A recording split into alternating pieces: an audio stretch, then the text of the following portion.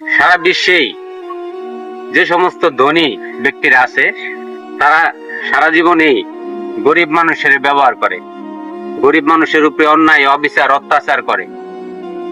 কিন্তু সব মুসলমানই অবশ্য জানে যে গরিব মানুষের উপরে অন্যায় অবিচার করা ঠিক না। তবে কোরআন হাদিস অনেকেই পড়ছে, অনেকেই শুনছে, সবাই জানে এই বিষয়ে কি যে কোরআনে আল্লাহ একটা আয়াত নাজিল করছে।